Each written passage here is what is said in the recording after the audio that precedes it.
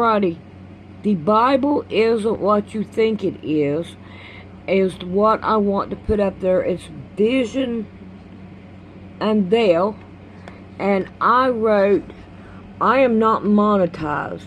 I would like to use this video instead of using music at the bottom of my sewing channel so that people can be educated. Thank you.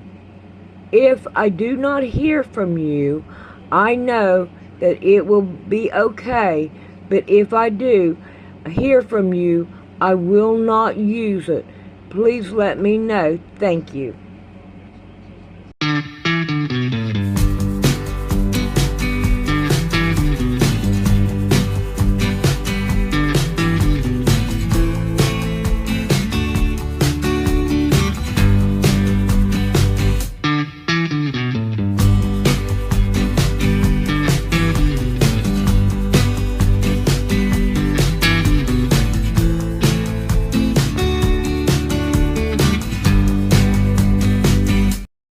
Somebody asked me about the template book that I was using. It's called Double Wedding Ring, and it's what's the name of this place? I can't see, it's too small. Quilting from the Heartland, and right here's the address: P.O. Box 610, Starbuck, MN6, 56381. Or you can look it up on the internet. And they have a toll-free number here, 1-800-637-2541. And I think they're like $40 for the for everything. This is all the templates and the book. So there's that. Alright. I want to redo this. If you look at it, it's really dull. And I have a mat here that I can cut up and make one. So I'm going to try to get these tacks out. I do not like these tacks. These tacks, they're not that great.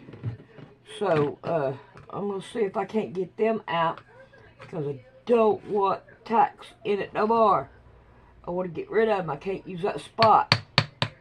To be able to reproduce in a certain type of way. The other people, a lot of them weren't able to reproduce in that way, and the ones who were creating a lot of rarities, giants that didn't have long lifespan. All kind of crazy stuff was going on, according to these texts. Righty. But yeah, it's working.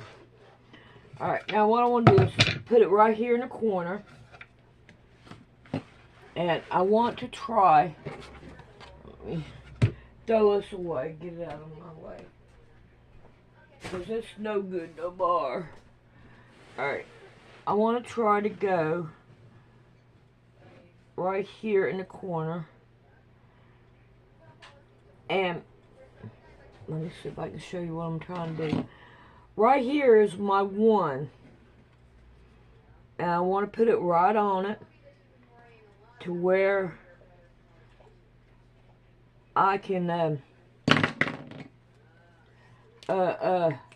use the measurements on it if I need to. So I'm going to go all the way around it.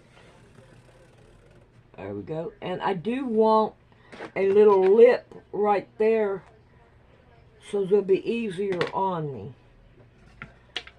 So, now then we're going to cut it out.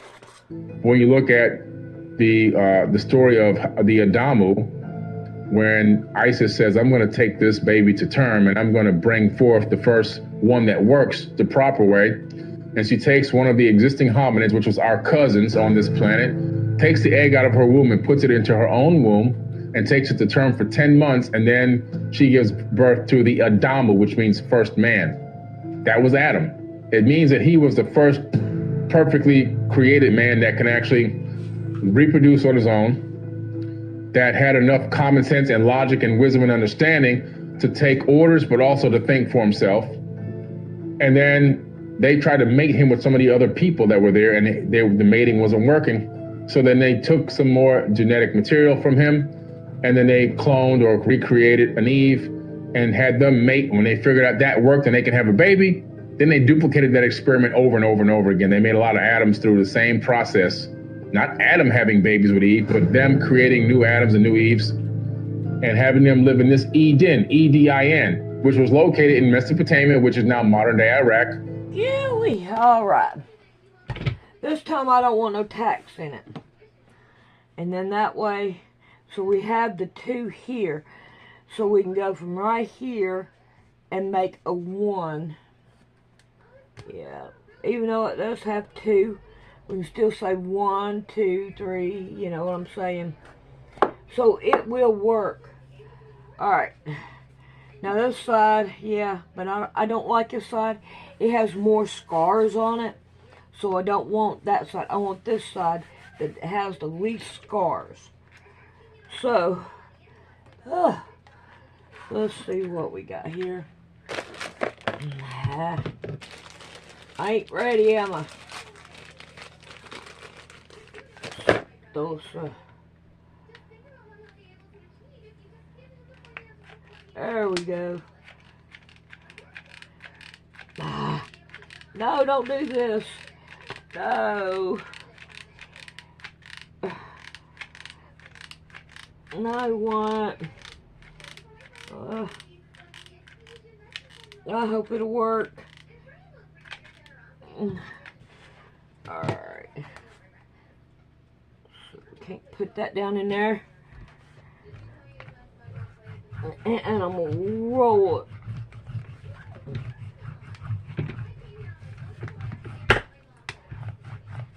Sometimes you gotta take a break on what you are doing so you can go back to it. And I figured, why not go ahead and take me a few breaks, just like the last video. And I'll try to fix this thing. Well, not this one, the other one. And fix my things up. So hopefully it'll work. Yes. Okay, I got a little bit over here. And that I will try to put down. And the reason why I'm rolling it so I'll be able to have a more flatter surface. Okay, see how that right there flips up? I'm just going to leave it. I'm not going to fight with it. But yep, we have this right here done. Alright, put this stuff back up and let that cool off so I can put it back up. According to the tablets, not according to Billy Carson. And in this mating area, they had certain specific times they could and couldn't mate. And if you violated that, you would be punished. So they were cattle. They were like cattle. And that's why when Enki comes and sneaks up into the garden and starts giving them knowledge, that was the snake. And Lil comes back and discovered that they had gained some knowledge about themselves and realized that they weren't animals, that they were sentient beings. He gets pissed off and calls his brother a snake in the tablets, you see? Unlike the debate between Sumer and Winter, Cain and Abel do not reconcile.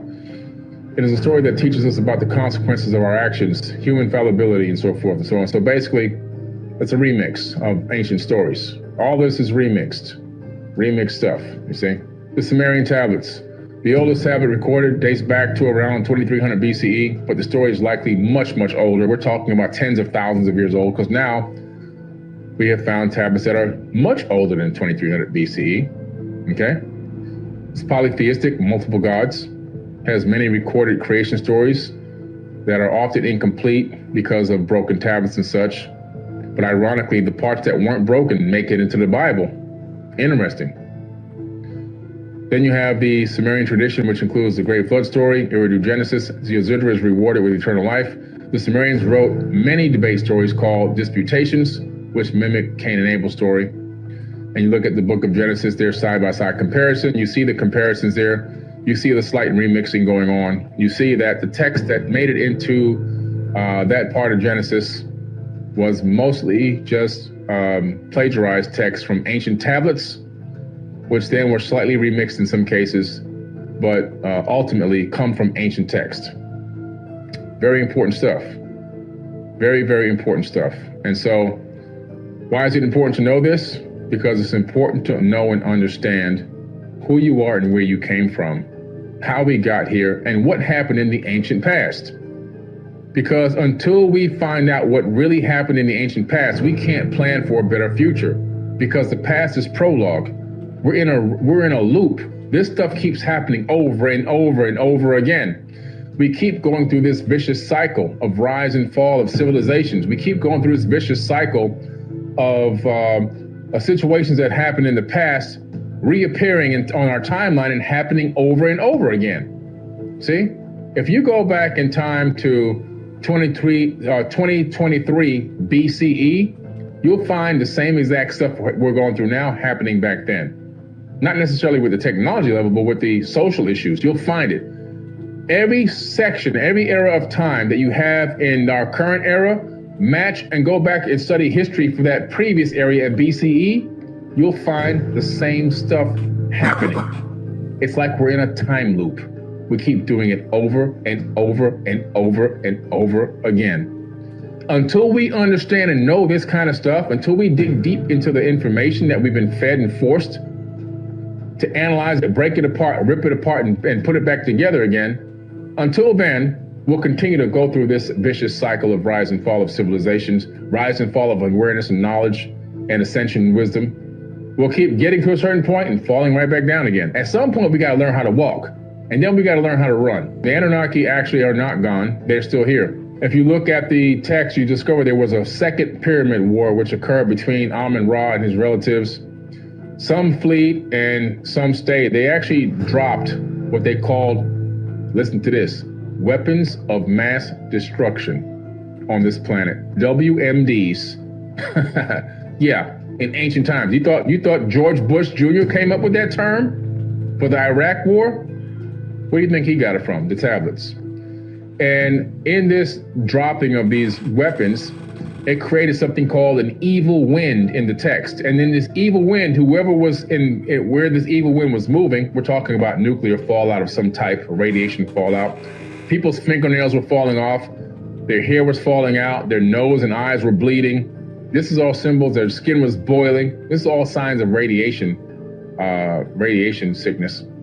And when you look at the region that it was talked about being dropped in, you find the Mohenjo-Daro in the Indus Valley.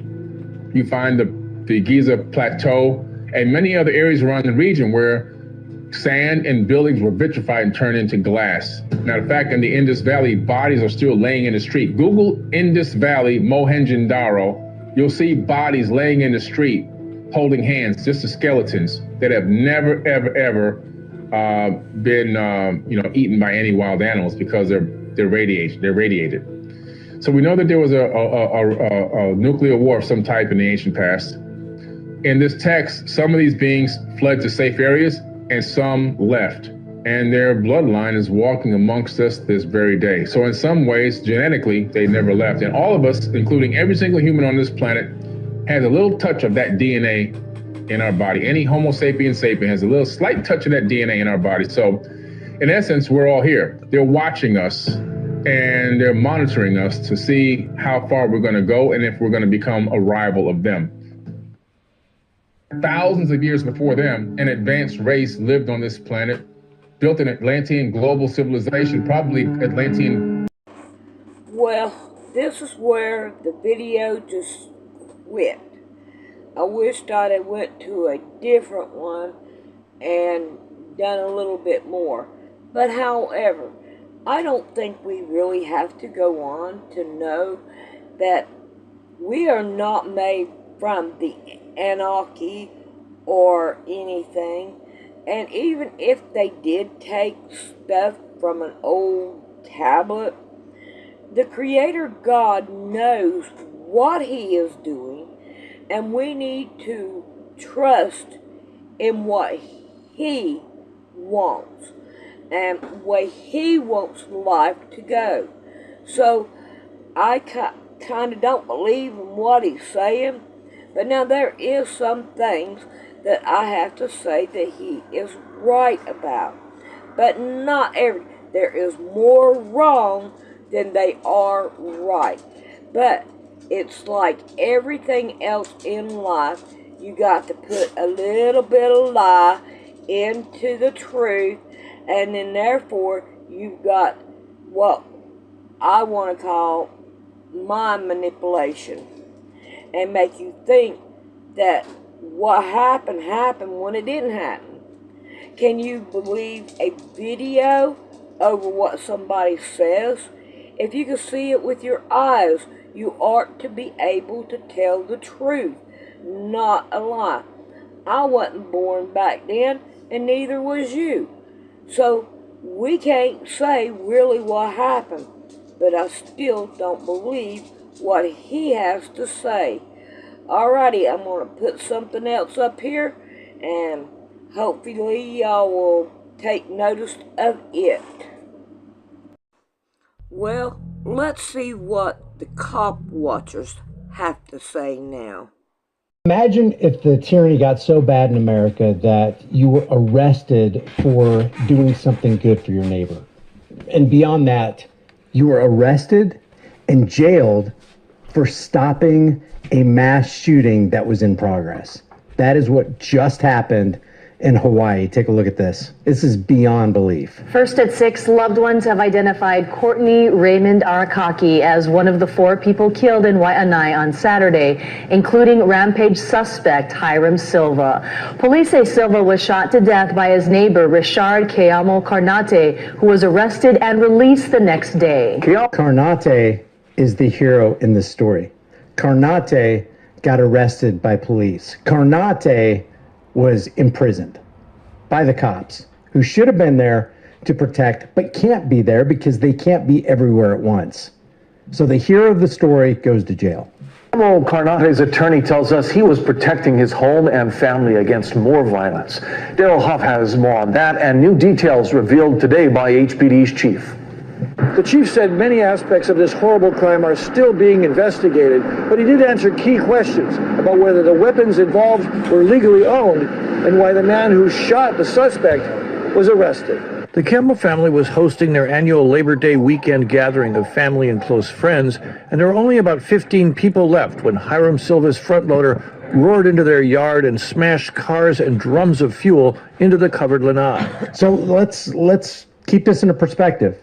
This guy comes onto somebody else's property with heavy equipment, a front loader loaded with 55-gallon drums that they later found out were fuel. He's intending to do a lot of damage. He runs into the house. He jumps out of the heavy equipment and starts shooting at people, kills 3 people. People rush to the backyard in fear for their lives, wondering if they're going to be next. He's got a fish in a barrel zone scenario, the shooter does, and then a neighbor comes from across the way and he ends the carnage. And he's the guy that goes to jail. I mean, this guy was intent on killing and hurting as many people as he could. Yep. This was as evil as I've seen.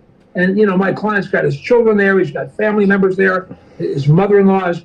I mean, they were terrified. And when I saw him this morning, and probably today and for a while after that, he's not going to get over this for a long time. Here's the front loader right here. This is a huge piece of equipment. This guy planned on taking as many lives with him as he possibly could. This guy was literally insane. This is awful. Attorney Michael Green's client is 42-year-old Richard Keamo Karnate, who used his legally registered handgun to kill Silva after Silva shot 5 people, 3 women fatally. He was certainly concerned with children. I think his mother was taking a shower or a bath. She ran and she was completely undressed in the backyard.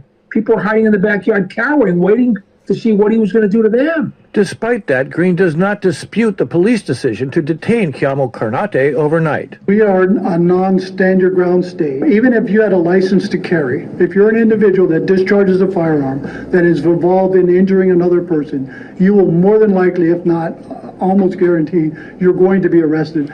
There will be an investigation as to the facts and circumstances, and we will present that case to the prosecutor's office. Let me just say, I totally understand being detained for questioning. Hey, we got to sort things out. You could be the gunman.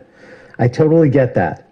But then when you find out from witnesses, when you find out from this guy, when you do all your investigation, you find out, oh, this is the good guy. We shouldn't place cuffs on him. We shouldn't kidnap him. We shouldn't fingerprint him or take him to jail. When you find that out, there's no way this guy should have spent a minute, let alone a day in jail.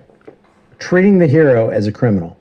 His office. The chief confirmed that Silva was carrying a rifle and a handgun when he attacked the Chiamo home. Neither was registered. He urged people who have potentially violent disputes with neighbors to reach out to police. Here we go. Listen to this.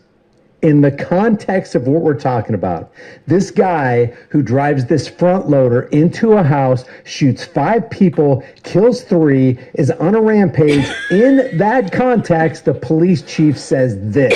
Call 911. Let the police handle the situation. We're equipped with the right resources and information to come to the families, talk about it, and then help. And I'm more concerned with what. I just got to hear it again.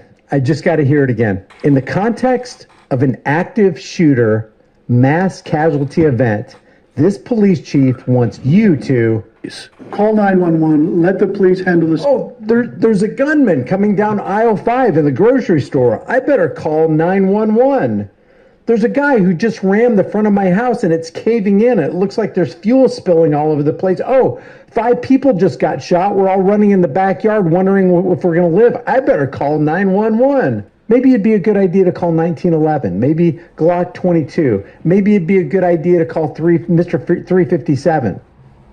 He's saying, hey, we're equipped to handle this. Now, when seconds count, police are minutes away, but we're equipped. So when we show up, no, hey, this man shot a gunman.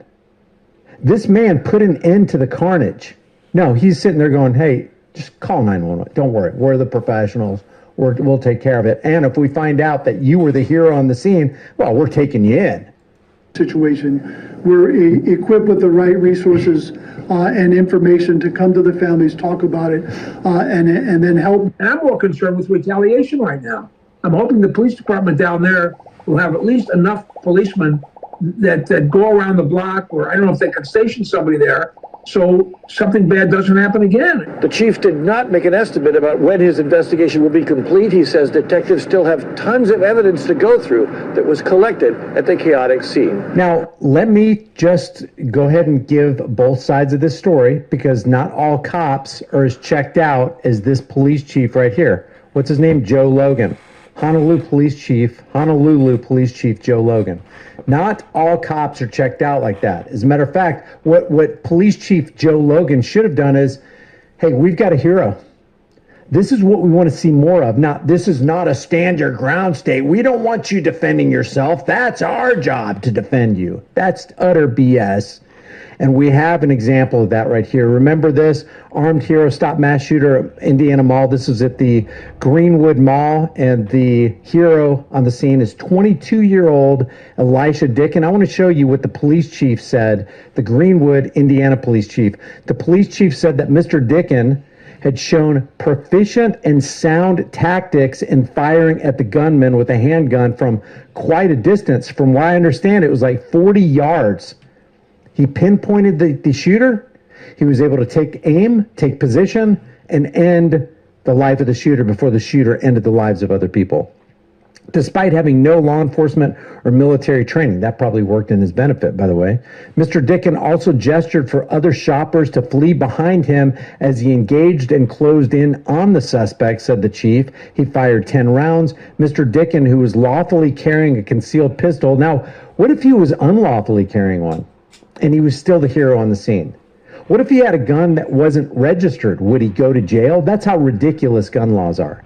You can actually, because of some law written on the books, you could have a guy save the life of a family member of a police chief or judge, and that guy's still going to go to jail because they're just following orders. We didn't write the laws, we just enforce them. Mr. Dickin was at first handcuffed and questioned by police before his version of the events was confirmed by CCTV footage.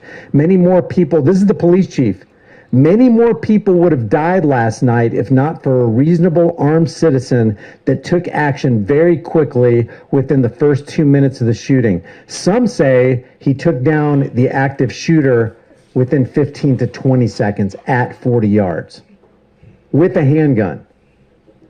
I will say his actions were nothing short of heroic. That's what we should have been hearing from Police Chief Joe Logan, but we didn't. Why? Because you've got situation locked down in police state in Honolulu. It is, according to Everytown USA, which is absolutely anti-Second Amendment, it is number 6 in the country for gun law strength, down from number 3 last year. They love this. The higher you are, like the lower you are, the better they think it is, because they want you to be disarmed.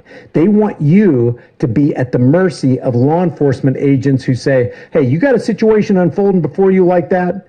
Is your life ebbing away as seconds pass and the gunman is making his way toward you in the backyard or in your classroom or in Greenwood Mall?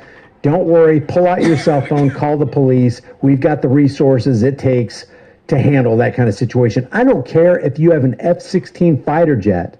If you don't get there till after I die, the only resource that's going to benefit my family is a body bag to take my carcass away.